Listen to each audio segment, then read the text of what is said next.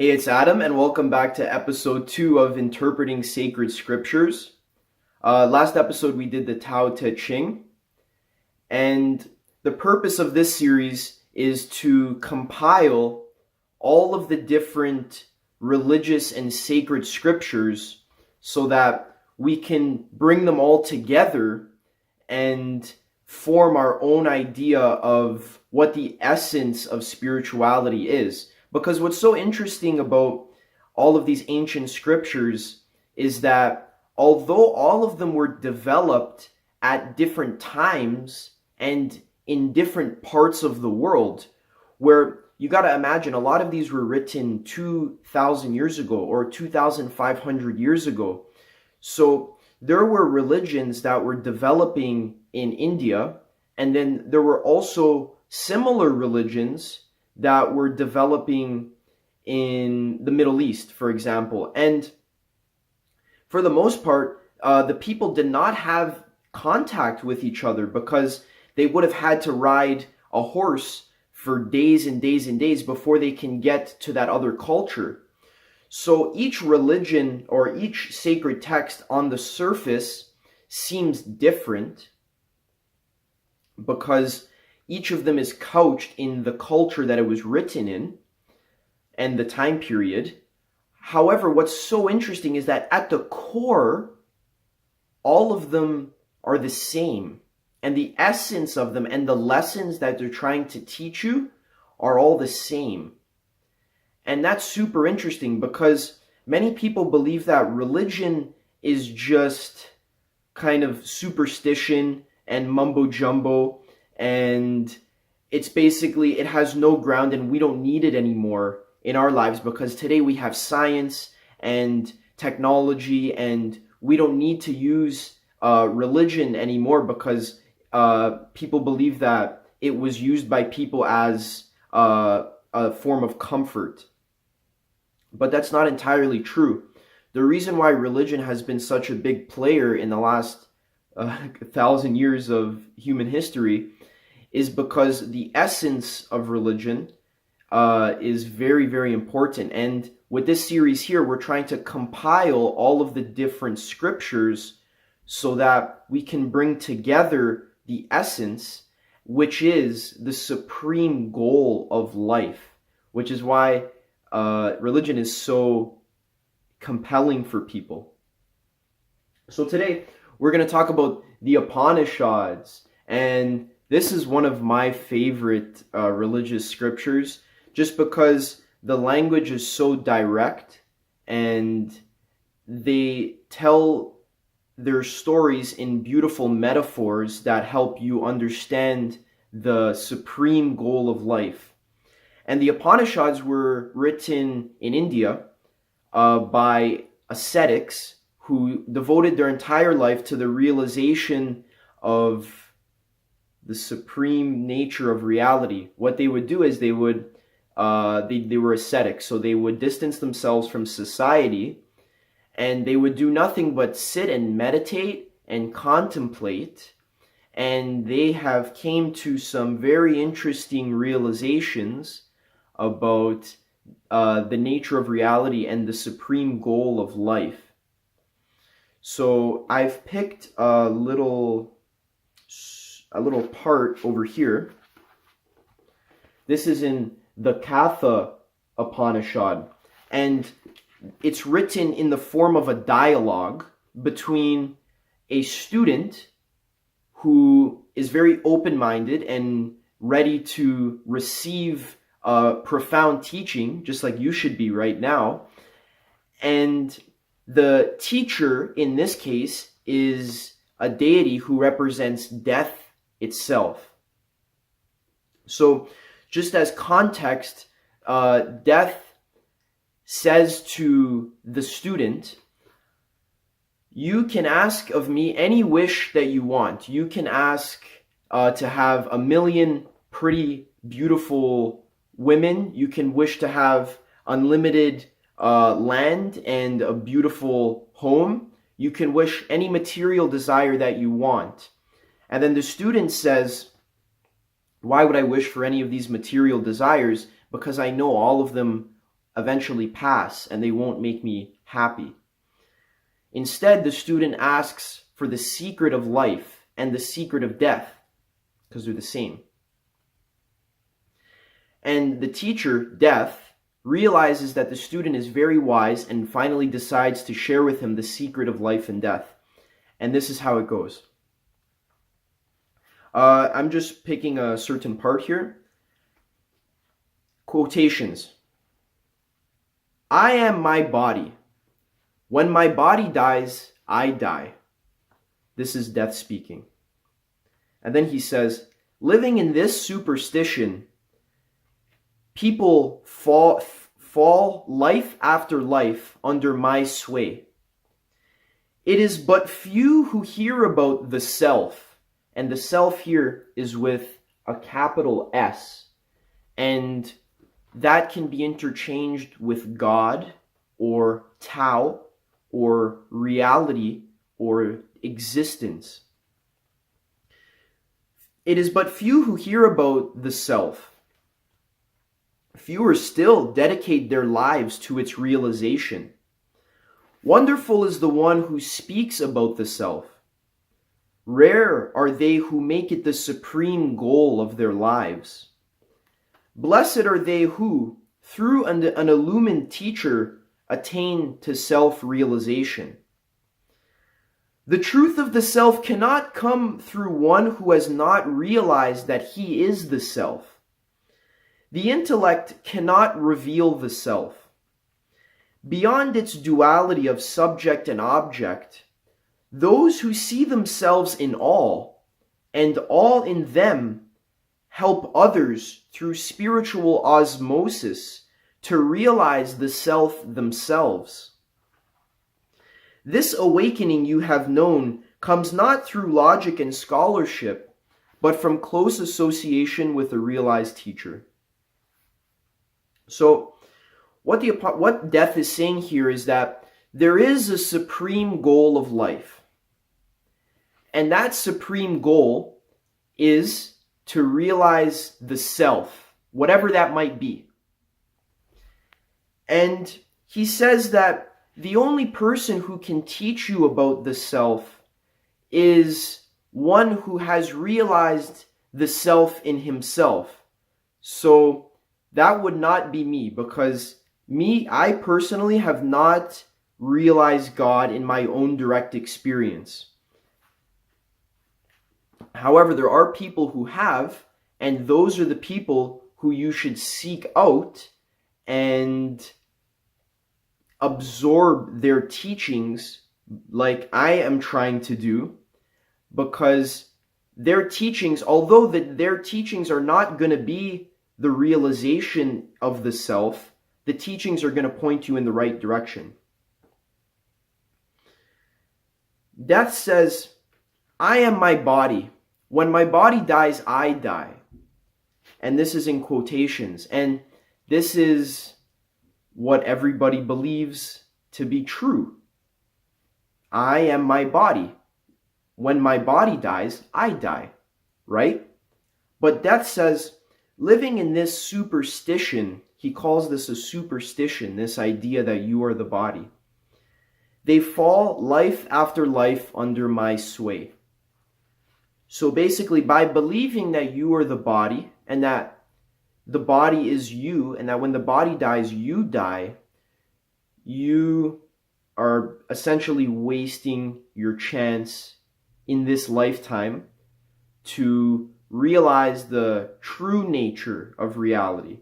And the true nature is not that you are the body, but that you are God, that you are the self.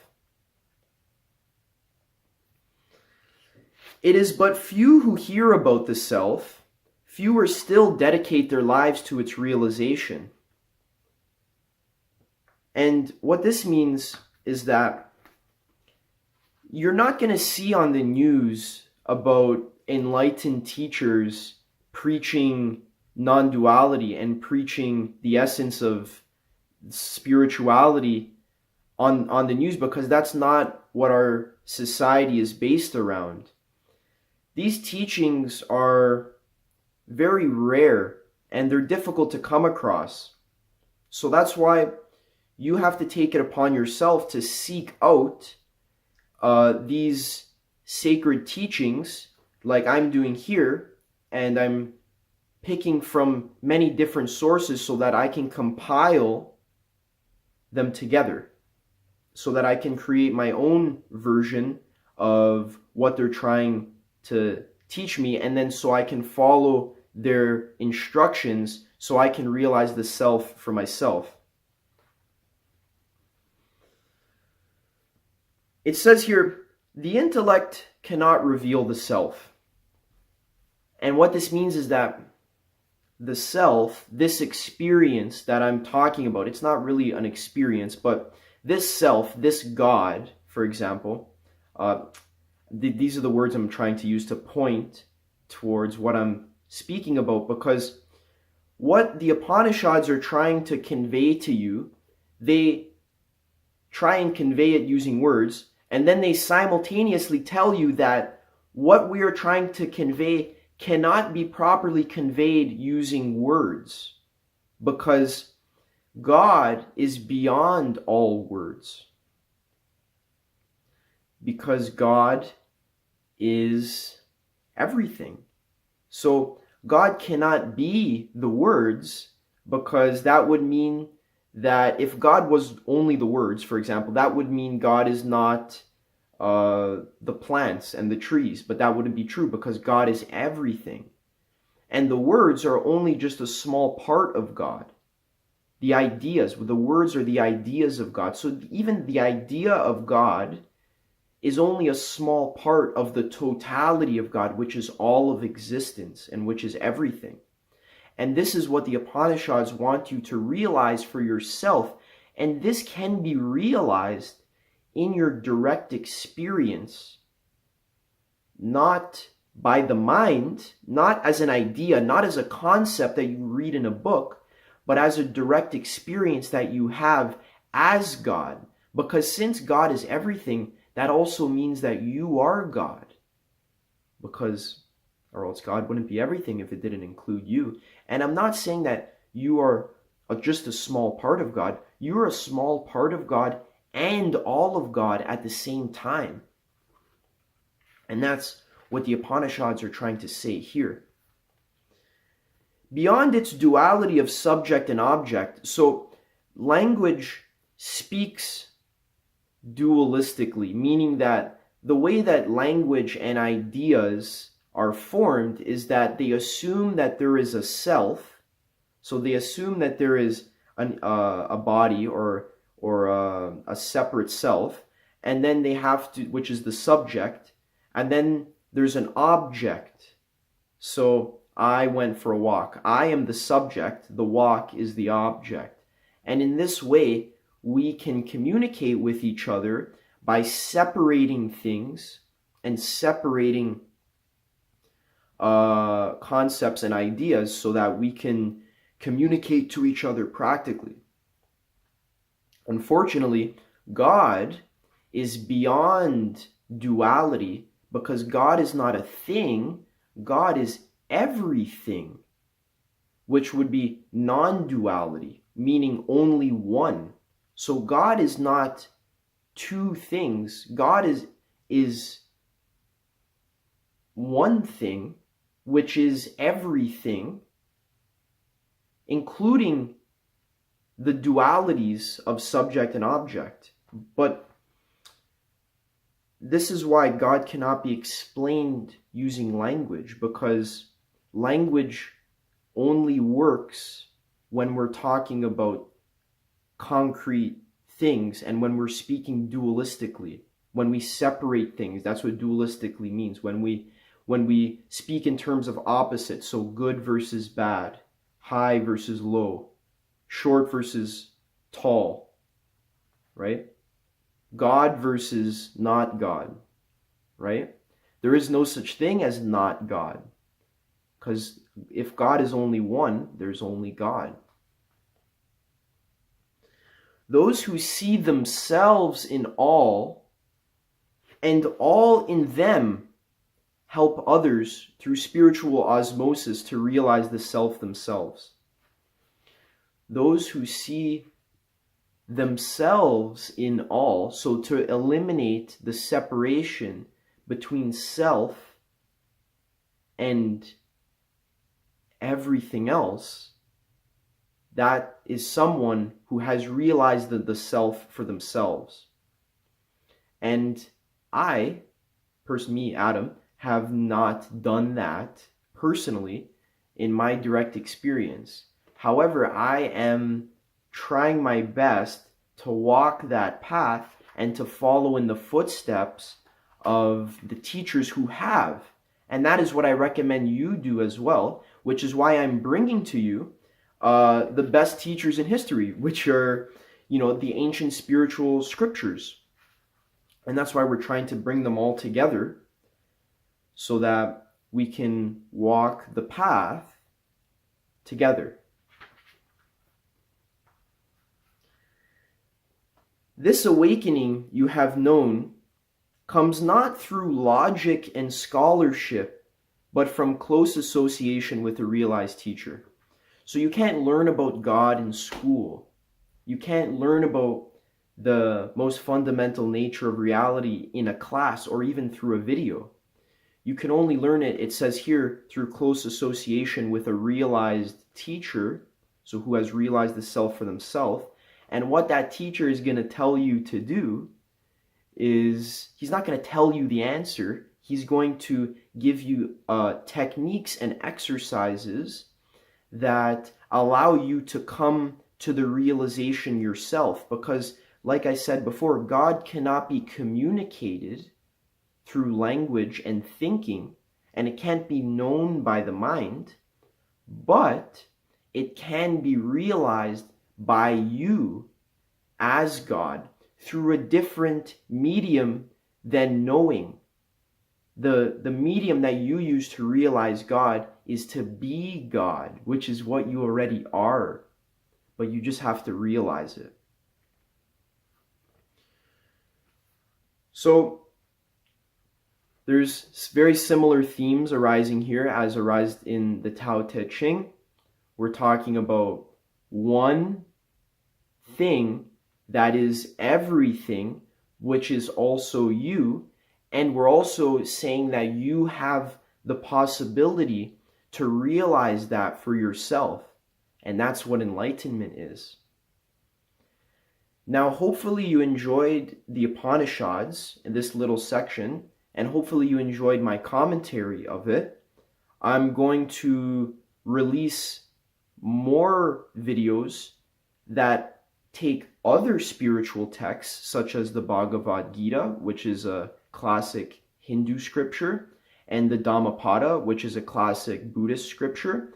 And we're going to notice that all of them touch upon this theme of realizing something greater than your limited self. And also the theme that this thing, whatever it is, God, the self, the Tao, this thing can't be known by the mind, and it can't be communicated through thoughts and concepts, but can only be realized in your direct experience through meditation, which is the state of no mind, the state of emptiness. And then whatever's left, that's God. And I said that in my last video, Interpreting Sacred Scriptures Part 1, the Tao Te Ching. I hope you enjoyed this. I have more videos coming. If you have any questions or criticisms, please do not hesitate to leave them in the comments. Like the video if you liked it, and subscribe for more videos like this, and also other assorted videos that are generally about the theme of increasing your awareness and expanding your consciousness in your life, which I have been taught by all of the different perspectives that I've been studying, that expanding your consciousness in life is the most important goal that you can pursue. So I'll see you in the next one. Have an awesome day.